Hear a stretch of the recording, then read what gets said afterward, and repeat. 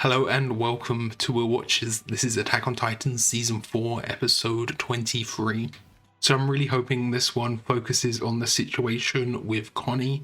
You know, he's run off with Falco somewhere. I don't think it's actually gonna happen, the plan to go through and feed Falco to Connie's mum, but there's definitely going to be some conflict here and some emotional moments, and it's great having this bit more depth from Connie as well. He's had some great moments over kind of the past few episodes, hasn't he? There's no way we lose Falco before we get to see his jaw Titan form, you know? And of course Annie is back now, so I have no idea what's happening with that. It seems like we're just going to get a big team up of all of our characters so far, you know. Hopefully we see Reiner and Annie and kind of all of the Marlians team up with all of the Eldians as well to try and stop Eren. I think that's what we're going to see happen eventually, or happen soon. You know, last episode it was very much focused on everything else that was happening. It wasn't focused on Eren and the rumbling really. It was focusing on like the aftermath around that. We still haven't seen all of Eren's like new form. We haven't seen like the front and the face. We saw like that quick glimpse of it where we saw that very kind of artistic representation of it, but we haven't seen like the actual design for that yet, so that's something I'm looking forward to. So let's just jump right in. Okay, seeing more impact of the rumbling.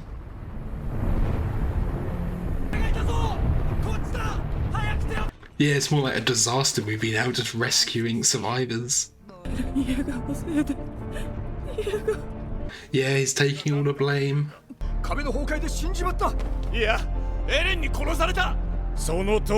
So yeah, even the Eldians are turning against Eren.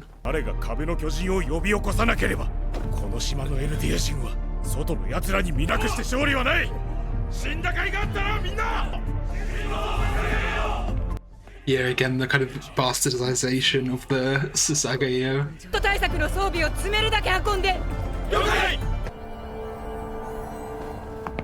Oh yeah, because she was the one who was actually looking after Annie, wasn't she?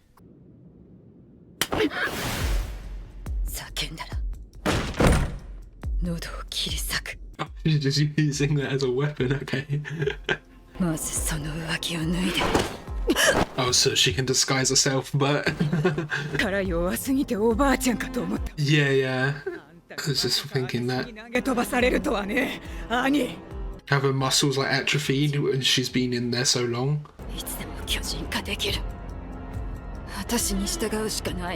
She should just tell Annie what's happening, you know?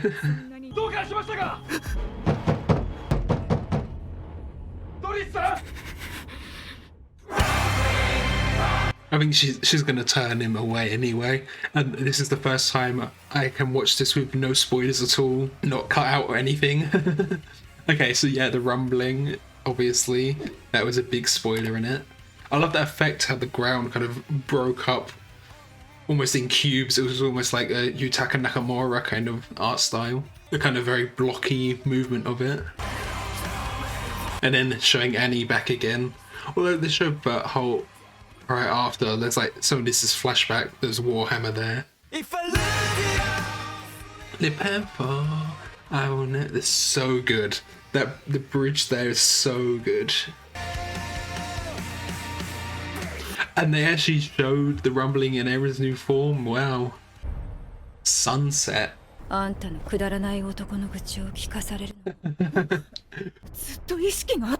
Yeah. It's weird seeing her in the Mappa art style for the first time. Or like in motion in their Mappa art style. Everything's kind of muffled.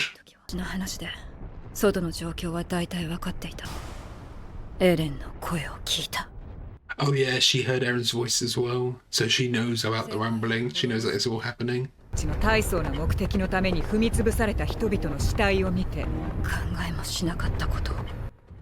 never even thought about it. You know, we always saw Reiner's conflict with him being with the Eldians for so long. Yeah, she has been programmed for it since she was a kid, essentially. And she's like brainwashed to think it was to save the world. 世界を救うとかどうでもよかった。はあ、間もない時に親に捨てられた。母親の浮気相手がエルディア人だったとかでね。So she was adopted. 私をマーレの戦士に鍛え上げて自分の生活を豊かにすること。So it's kind of like familial pressure, even though, you know, it's only adopted. この生まれた国の格闘術を叩き込ま気が立って。She got better and better.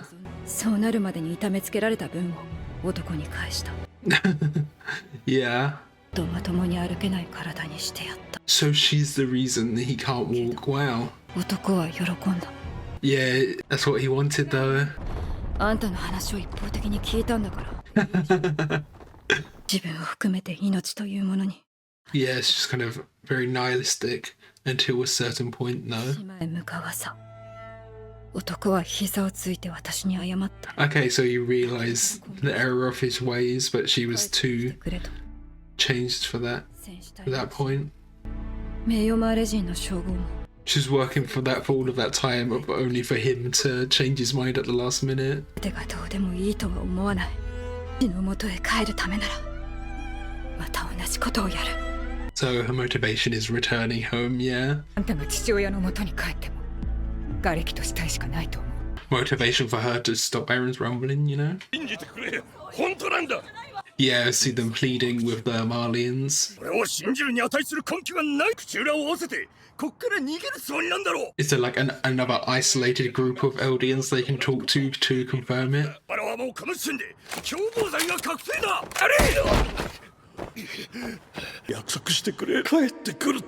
I hope we do actually get to see a reunion between them. 約束する。Is he gonna fight back? 俺たちは教官の助けがなければ死んでました。しょんべん小僧どもの足毛をおとなしく受けたと思ったまらはイエーガー派に従い。Yeah, it's doing what you can to survive, you know, protecting yourself. 立ち上がるべき日が来る。それまで決して自分を見失うな。You know, self-preservation, but only to a certain extent. There is a time you need to stand up for yourself. さんを人間に戻すことを諦めろ。猶予、行動で示さなきゃいけない。神の信用を得られない。Okay. まだどこかに潜んでる。ライナーや車力の巨人を求め。Yeah. 巨人の力をめぐって争い続けた2000年の歴史。私はどうしたらいいの？少しは自分で考えて。エレンのこと。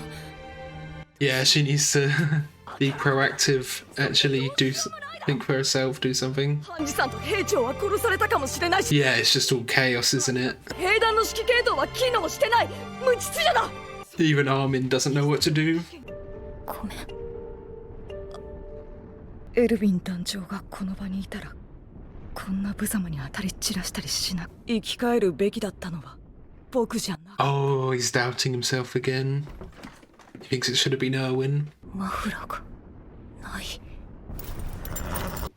What's happening with Mikasa's scarf then? Who would have taken that? ガビっていうの。え？ガビって変。It's redeemed in Kai's eyes after saving her. さよなら、ガビ。This is a great moment. I love that they're back on good terms. 口の聞き方を間違えたらどうなるのかがみんなに。Flock is just kind of on a power trip, isn't he? 俺は10ヶ月前エレンから今計画は今日達成された。お前たちギ Look at Yelena just sitting there. 力を貸してくれる者がいるなら声を上げよう。あれがお前なんいいじゃないか。屈したって味方するより生きてた方が。みんなをローへ。ほっ。Oh, Mikasa's here as well now. エレンが島の外の問題を完全解決。島の中の遺恨を完全に消し去る。Yeah, so he's here to take care of everything that's happening on the island. 自由だよ。お前は憲兵になって内地で快適に暮らしたかったんだろ。おっと。Is he actually convincing Jean?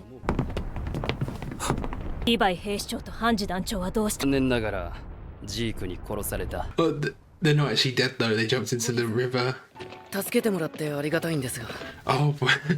It's gone so quick. Feels like we've barely had anything. 夕日があっちに。いいんだよ。 Oh, Falco's awake now. 教室のお前を安全な病院まで送る。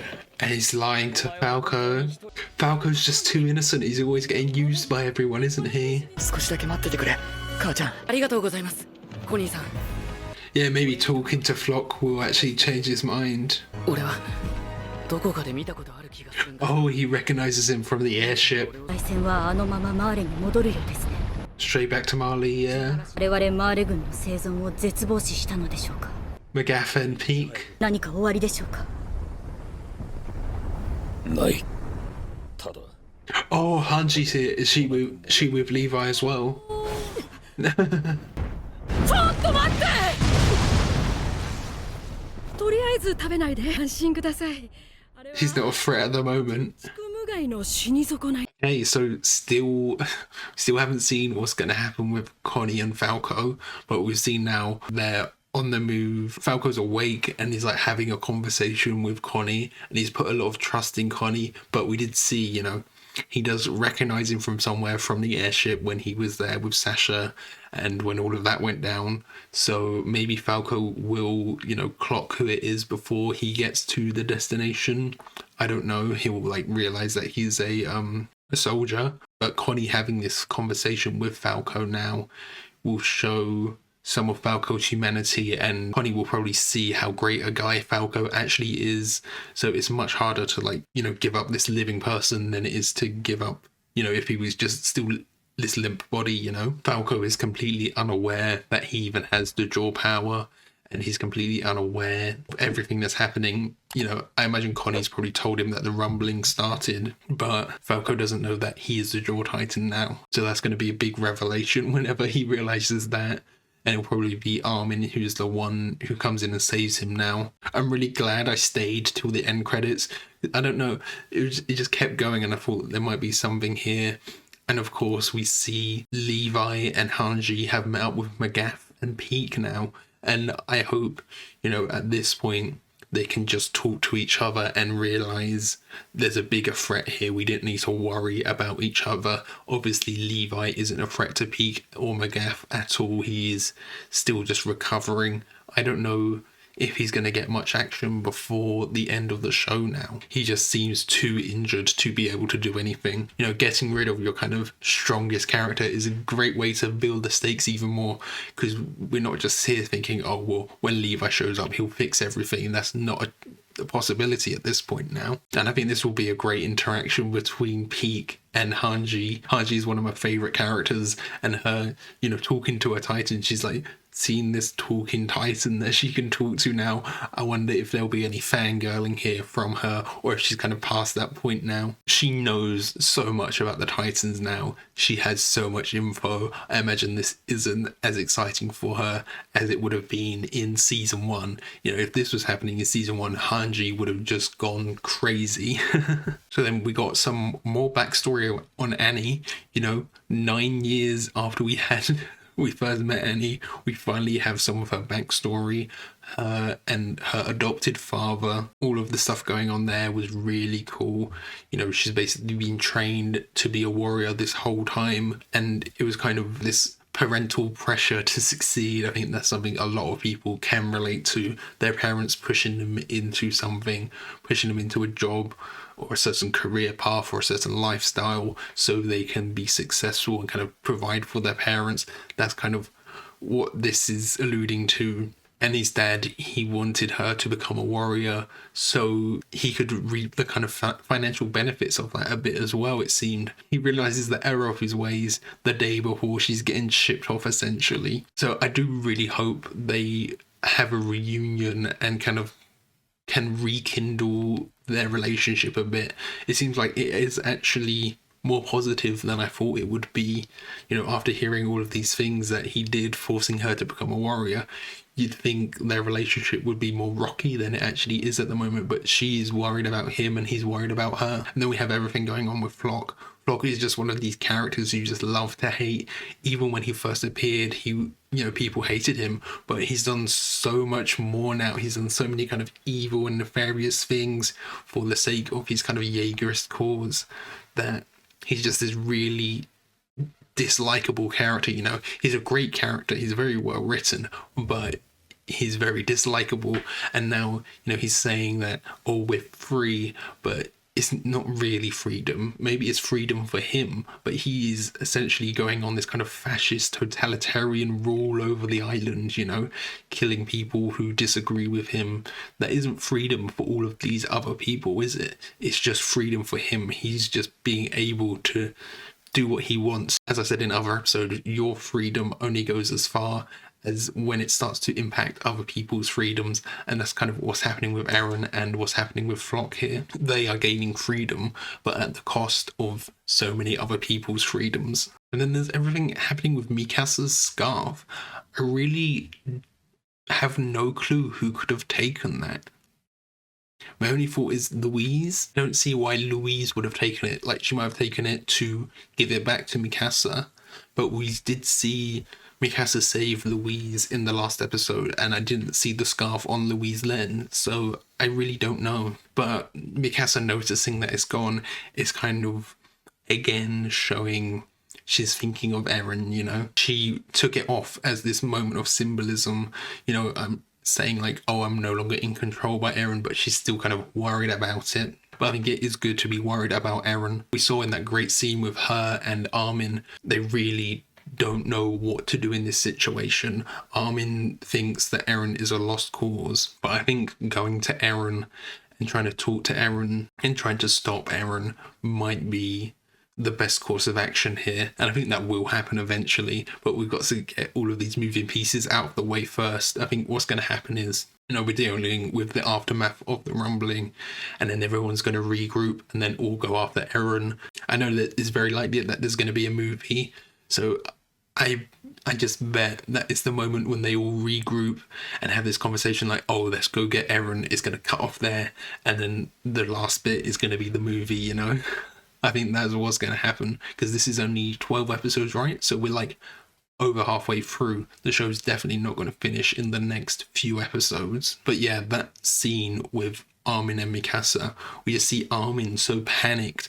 He just has no idea what to do, really. There's just all of these spinning plates in motion. Armin is usually the one you go to. He always has a plan. He's the tactician. He always, you know, has something up his sleeves, but here we just see he has absolutely nothing, and then he's doubting himself because he's thinking, oh, if Erwin was here, Erwin might know what to do. I don't know if Erwin would know what to do either, because this is just so chaotic at this point. You know, I think Armin is the better kind of tactician, like he knows what to do, but Erwin was the better leader. Erwin could have rounded up all of the troops by now and get everyone on his side, rally them up, ready to go fight and do whatever his plan is, you know. But Armin, he's much more timid and afraid and really, you know, self-doubtful, as we see here. But once Armin does come up with a plan, I'm sure it will be a great one, and hopefully one that works. But his main focus at the moment, he's going to go intercept Connie before Connie can feed Falco to his mum. I think that is going to be a great moment, especially, you know, coming from Armin, because Connie was the one who criticized Armin a bit, saying, well, you came back to life from Berthold being sacrificed. You don't have anything to say here. But maybe Armin can go and talk to him and say, you know, is this really worth it? There was part of me that thought maybe Armin could say, you know, just wait 13 years and when the time is ready, I'll sacrifice myself for your mum. But I don't think that's what's going to happen. 13 years is way too long a wait for Connie, probably.